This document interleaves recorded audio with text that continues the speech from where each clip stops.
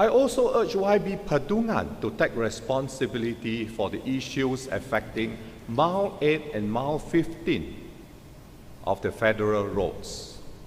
I have repeatedly requested for a flyover to alleviate congestion at Mile 8, and the same urgency applies to the much-needed overhead pedestrian walkway across Jalan Datuk Tawis Lee and another one across Jalan Kalong Ningkang, from Boulevard to Everrise and from Everrise to Lim Liang Ki Commercial Center to prevent jaywalking.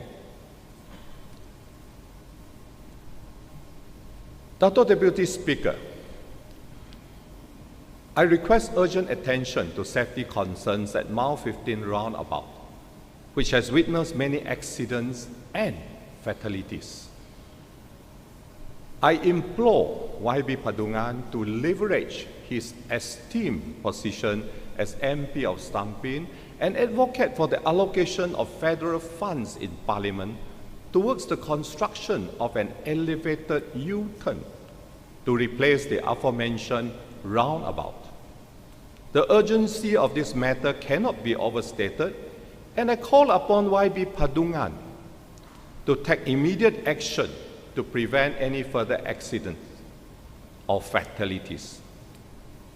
It is my belief that this solution, an elevated U-turn, would greatly enhance the safety of the affected area and prevent any further loss of life. I cannot fathom any excuse for the federal government to withhold the necessary funds for the removal of the deadly roundabout and the construction of an elevated U-turn in its place. Worst case scenario, demolish this deadly roundabout. It is imperative that YB Padungan fulfill his duty as an elected representative of the people and bring this matter to the attention of the Parliament without delay. Dato' Deputy Speaker, it is disconcerting to note that the response of Stampin MPs assistant to my calls for action was dismissive and not helpful at all. We all know that projects under 50 million ringgit may be in progress in Sarawak, but the issues at Mile 8, Mile 15 and Bomba all fall under the purview of the federal government. As such, the request for funds falls on the MP who has been elected by the people to do the job. JKR Sarawak will implement these projects once the funds have been approved in Parliament, and these funds and projects have been allocated to JKR for implementation. There is a correct procedure and protocol to these matters, and I believe YB Padungan should know very well. I am especially concerned with regards to the views expressed by YB Padungan, who has expressed derision at my projection of 400 million ringgit for a flood mitigation project for Kampong Kwok, which I find disappointing. And talking about that, YB Padungan should also be very well aware of the delay caused by the cutting of various categories of funds when the Patakan government took over in 2018. As a result of that, PLSB had to start afresh on new negotiations and design. Apparently, DID could only begin construction in 2022. Such was the impact of delays in funds in 2018. The funds were only transferred to the department in late December 2018 after many complaints were made, but by then the damage done to the previous progress made on ongoing negotiations, engagements with professional consultants, plans and existing designs, the damage was very extensive.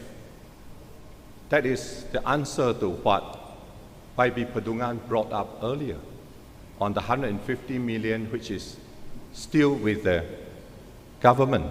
It only came in late December 2018, and it's all because of Pakatan Harapan who came in power and mess everything up. Sarawak contributes 80 billion ringgit annually to federal coffers. However, YB Padungan deems it unreasonable to request 400 million from the federal government to address flash floods in Kampong Kuap. YB Padungan raises objections when spending is proposed for the betterment of Sarawakians, but remains silent about Penang spending 46 billion on the Penang Transport Master Plan during the Pakatan Harapan tenure as government. I wish to inquire about YB Padungan's contributions to Sarawak's development. He failed to challenge the reduction of funding for Sarawak projects when Pakatan Harapan won in 2018, and even advised against Sarawak accepting a 2.9 billion ringgit check from Petronas for SSD payment to Sarawak. I implore YB Padungan to reflect on his stance and to think about requesting for more funds for the development of Stampin, which is his duty as an elected representative of the people. Let us all work together for the betterment of Sarawak and our people.